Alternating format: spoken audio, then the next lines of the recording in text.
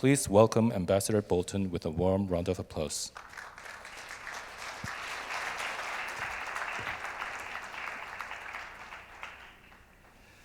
Well, thank you very much, Honorary Chairman Chung and the Asan Institute, for inviting me here today. It's a great pleasure to be with you on this important occasion, celebrating the 70th anniversary of the Alliance. The subjects before you in this conference are extremely rich and diverse, and I won't try to cover them all. I'll try to cover a few, and I hope I do them justice in a short period of time. But I think it's important to put the position of Korea in the larger context of what's happening in the world as a whole. You know, in many periods of history, the geopolitical tectonic plates don't move at all. Sometimes they move slowly. Sometimes they move very rapidly. Right now, they are moving very rapidly. And things that are happening that we don't fully understand, but that nonetheless we have to deal with. So I would first propose that the way to look at this overall environment is to acknowledge that the post-Cold War period is over. It began with the collapse of the Soviet Union, and I think as of the visit of, Xi Jinping to Moscow, that ended the post-Cold War era. Now, during this era, too many people concluded that the collapse of the Soviet Union and the dissolution of the Warsaw Pact meant we had reached the end of history. We were all going to enjoy a peace dividend. Military threats were disappearing from the world. Political risk was disappearing from international business and commerce. We could reduce military expenditures dramatically in the West and around the world, and we'd suffer no adverse consequences.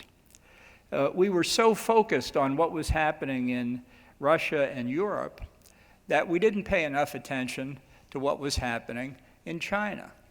And when we did pay attention to it, we got it wrong.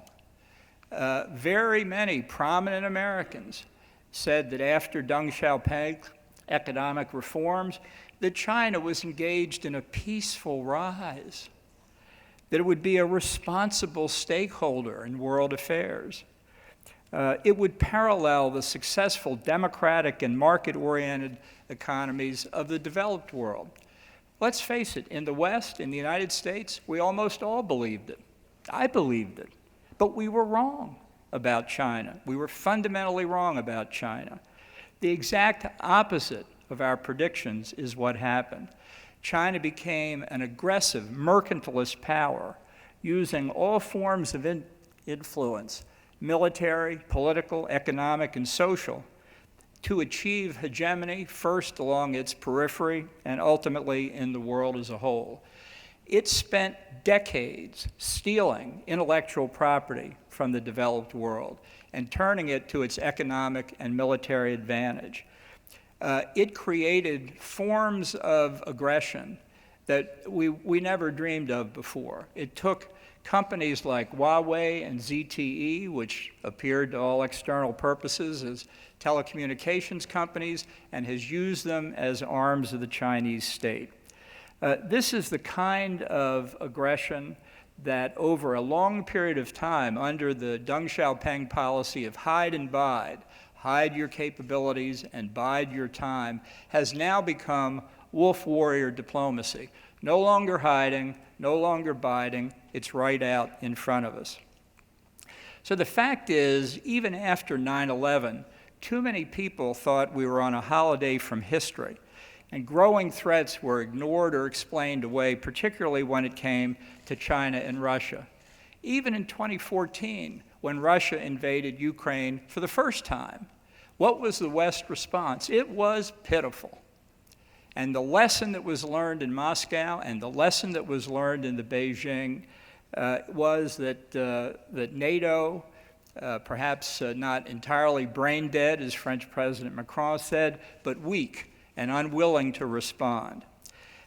What we have seen with the Xi Jinping visit to Moscow, I think, was the confirmation that the relationship between China and Russia turned from what I at least was calling only 6 months ago an entente is now an axis. And unlike the Sino-Soviet alliance of the Cold War, China is very much the senior partner. Russia is not yet reduced to the status of satellite, but it's a very junior partner. Now, this is an axis that's accompanied by rogue state outriders, North Korea, Iran, Belarus. That has not yet completely gelled, I think, into a clear alternative military alliance. But as I will explain here in a minute, these adjunct outriders very much serve the interest of China and Russia. The complications that this means around the world is that when we formerly thought, and quite reasonably so in regional terms, we again are focused, have to focus on global terms. The Republic of Korea is already part of that. The remarkable fact that South Korea is selling armor and artillery to Poland tells us a lot. And all I can say to South Korea is good for you. I wish it were the United States selling that armor and artillery to Poland. But part of our problem is our defense production lines have grown cold over the last 30 years, and that's an issue that the United States itself has to pick up. I think this evolving world is going to be very much part of the second Yoon-Biden summit and not a moment too soon. So if my hypothesis is correct and that we've passed beyond the post-Cold War era, I think the lessons that we need to carry away first are we have to wake up from the end of history, not just in politico-military terms, but in economic and social terms as well. The holiday from reality is over. Second, for the United States, we need a contemporary version of the famous NSC 68, the 1950 Truman-era document that was the foundation of American Cold War policy. 2025, when I hope the next American president is inaugurated, will be the 75th anniversary of NSC 68. And I don't know who our today's Paul Nitze is. I just hope we have one around somewhere because we desperately need it.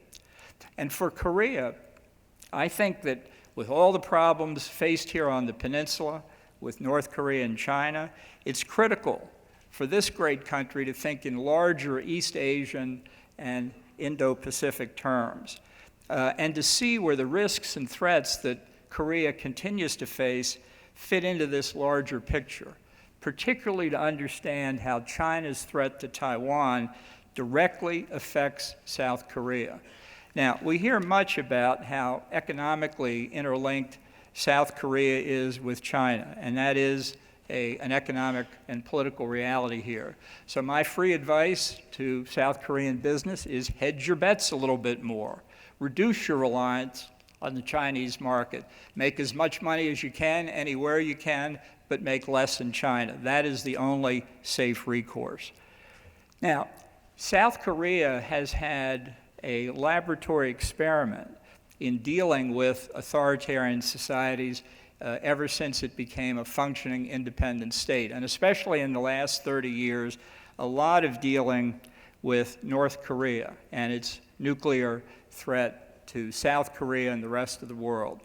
I think we can say with considerable confidence that after 30-plus years of trying to negotiate with North Korea, we can say that there is no evidence whatever that North Korea has ever made a strategic decision to give up its pursuit of nuclear weapons. In fact, I think all of the evidence is to the opposite, that they're determined to get deliverable nuclear weapons, and if they can get it with economic aid or reduced economic sanctions from the US, South Korea, and Japan, they're going to do it. They have, for 30-plus years since the joint North-South denuclearization declaration, lied and cheated about every commitment they've made on the nuclear front. I don't know how much evidence you need before you conclude that they can't be trusted and that negotiation with them is futile. Let's also be clear that China is not a disinterested party here. For the Chinese government, North Korea is a useful aspect of advancing Beijing's strategic interest. They have consistently misled South Korea, Japan, and the United States about this. The six-party talks during the George W. Bush administration was a vast charade. The fact is that China benefits from North Korea's pursuit of nuclear weapons. There's no threat to China from North Korea, only a threat to China's adversaries. Now, I want to stress one thing here. For the entire part of this 30 years, nearly everybody in the United States, South Korea, and Japan, and elsewhere has said it is unacceptable for North Korea to have deliverable nuclear weapons. Now, I understand the word unacceptable to mean we will not accept it. What are we doing today? We are accepting it. We don't like it, but we've effectively given up. And I blame the people who have these 30 years told us about North Korea and Iran, but you have to negotiate with them. These are the people who have said, you can't use force. You can't use regime change. You have to negotiate. And we've done it over and over again. Now, we're told, in effect, certainly with respect to North Korea, well, too late. They're nuclear weapon states. So you can't use force and you can't use regime change. It's still unacceptable. But look at what they were saying. First, it was premature to try and take decisive action. Too soon. Now it's too late. When did the moment pass when really strong action to prevent contemplation of mutual assured destruction and the use of nuclear weapons on the Korean Peninsula, when did we miss that? This is what brings to mind, for me, what Winston Churchill called the confirmed unteachability of mankind. And it may be too late with respect to North Korea and maybe with Iran, but just remember what Churchill said for the next aspirant for nuclear weapons. He said this in 1935. When the situation was manageable, it was neglected. And now that it is thoroughly out of hand, we apply too late the remedies which might have effected a cure. Want of foresight, unwillingness to act when action would be simple and effective, lack of clear thinking, confusion of counsel until the emergency comes, until self-preservation strikes its jarring gong. These are the features which constitute the endless repetition of history. And that's basically where some people think we are. Now, the moment is late, but North Korea has yet to demonstrate that it can mate a real nuclear warhead with a functioning missile, that it can target effectively at a distance, or that it has re-entry vehicles that can successfully re-enter the Earth's atmosphere at ICBM levels. I understand, of course, that the North can always put a nuclear device on a tramp steamer and sail it into a harbor, but we are not yet at the moment when we have to say there's nothing more we can do.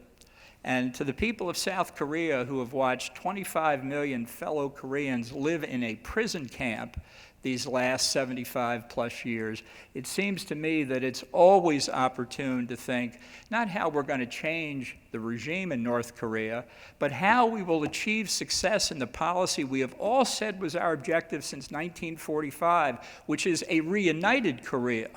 It is not impossible. We should not give up on it simply because North Korea has gotten close while we have wasted time and resources.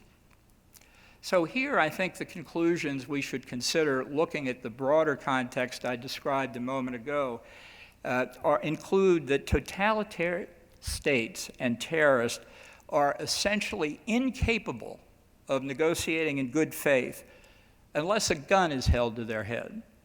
And they will renege on their commitments once the gun is removed. And second, we should hold China responsible for North Korea's actions. And the nuclear issue should be at the top of the bilateral U.S.-Chinese agenda. Now, let me turn to the 800-pound gorilla in the room, and John Hamre mentioned it in his remarks, and I think it's appropriate that we all consider it, and that is the quietly asked question here and in many other countries, does the United States still have the resolve and determination and willingness to come to the defense of its allies? I think the answer to that is yes, we do, although there are problems, and I think we should acknowledge them.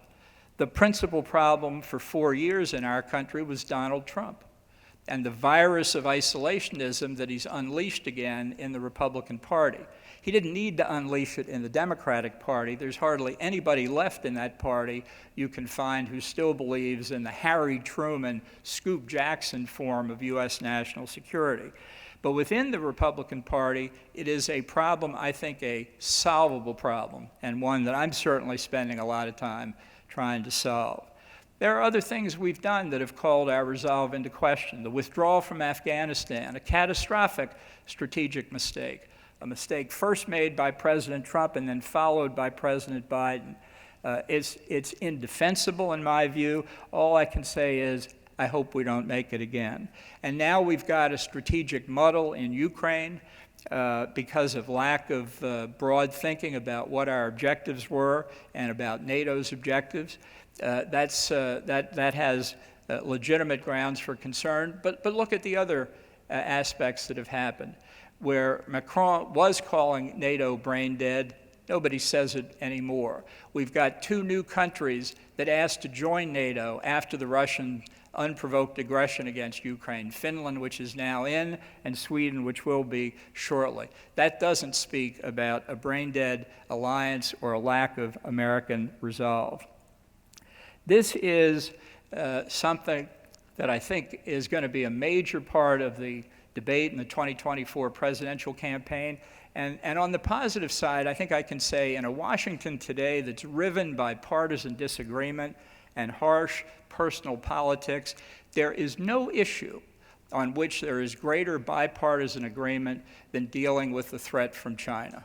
We don't have all the details worked out. This is a huge strategic discussion that's still ongoing, but it is something that I think we should find encouragement in and that we need to push forward.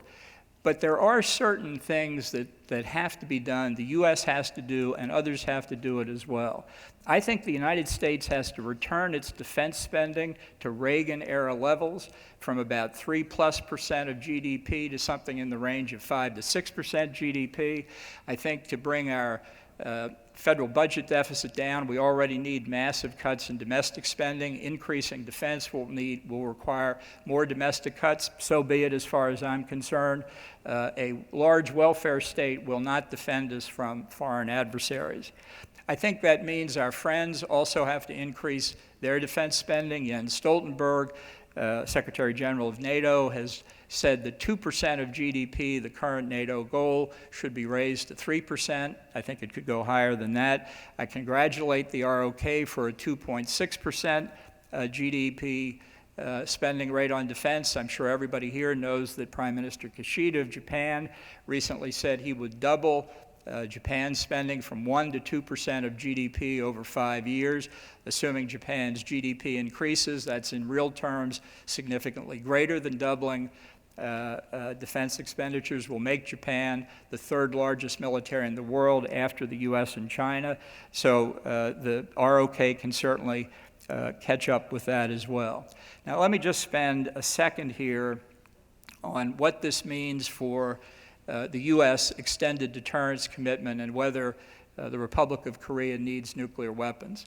I've spent a good part of my public career dealing with non-proliferation of weapons of mass destruction. It goes against the grain to say that any additional country should get nuclear weapons. And I think John Hamre summed up a lot of the considerations pro and con. I would say this in the short term. I think the United States should redeploy tactical nuclear weapons on the peninsula. I think it ought to be made very clear to Kim Jong-un and whatever relative is looking to succeed him in North Korea that we and the government of South Korea will use tactical nuclear weapons without hesitation. That's how you make deterrence credible. And I think that buys time for South Korea to think long and hard about whether it wants a separate nuclear capability. And I think we'll find in the United States whether indeed our resolve and our determination remain. But it is a complex question. I just want to emphasize one more time, I refuse to give up on the possibility of stopping North Korea from getting deliverable nuclear weapons in the first place. That should remain the center of our attention. This is not over yet. In terms of U.S. resolve, I would just say my conclusion is that they are, in the U.S., dependent on shifts in public opinion, just like every other democracy. No better, no worse. But I would advise everybody to remember another famous Winston Churchill line. He once said, "You can always count on the Americans to do the right thing, usually after they've tried everything else." And we are in the trying everything else category right now, but I have faith we will come through in the end. Now, what does this mean for South Korea in the larger political context? We're seeing in Northeast Asia in particular, but East Asia more generally, and the Indo-Pacific even more broadly, a lot of creative thinking about collective self-defense structures. I understand there's not going to be an Asian NATO anytime soon. The circumstances are different, and that's fine. But look at what else is going on. The Asian Quad, India, Japan, Australia, and the United States, a fantastic idea driven by Shinzo Abe when he was Prime Minister of Japan. I think this man will go down as a hero for his country and for freedom-loving countries around the world. The Quad has a lot of possibilities. Let me suggest one here in South Korea. I think it should be a quint. I think South Korea should join the Quad as soon as possible. I think it would make it far stronger and give it many, many more opportunities. AUKUS, the Australia, UK, US nuclear-powered submarine consortium, I think can be expanded both in terms of its membership and the range of its activities, or new ones formed. We could do it with South Korea. We could do it with different combinations of countries. There's no one right formula. But AUKUS is something that throws a completely new configuration of power into the equation here, and something that we should all be thinking about. China, Taiwan. As I said a moment ago, a threat by China to Taiwan is a threat to South Korea. South Korea should play a larger role in the structures that are being created in this part of the world. There's every reason for South Korea to step out and take a leadership role. And I think right now we need to be thinking not about the war with China, but how to deter China, how to prevent the war, and in part doing that not simply by arming Taiwan, but by articulating the cost that China will bear if it takes any form of military action against Taiwan, whether invasion or blockade. Let's take it in pieces. First, what if they go after Quemoy and Matsu? What do we do to China then? I think we move to cut off anything that looks like strategic trade. We've all got to do this together, and maybe more, because the attack on Quemoy and Matsu, which would be relatively easy, is just the first bite of the apple. And if they go after Taiwan itself, I think we excommunicate China from what many people call incorrectly the rules-based international order. Ask Vladimir Putin about that. He lost that memo somewhere. But China becomes a pariah state if it takes military action against Taiwan. And then finally, I think all of us need to be more creative about missile defense capabilities. Because whatever North Korea does, China has nuclear weapons. The U.S. should remember Ronald Reagan's ideas about strategic defense for ourselves, not just against rogue states, but against real nuclear powers. Every advance in national missile defense, technologically and scientifically, is an advance in theater missile defense, and which is really national missile defense for countries like Korea and Japan. So let me conclude. In this extraordinarily fast-moving era, we need a regrounding and reaffirming of the ROK-U.S. alliance, and it should be, and I hope that's what's going to happen in Washington, be a top priority for both countries. We have to believe that in the next decades we are facing Cold War levels of risk and challenges, probably for the foreseeable future. and that continuing and strengthening the alliance is the only feasible approach to maximizing the chances for peace and security in Northeast Asia. Thank you very much.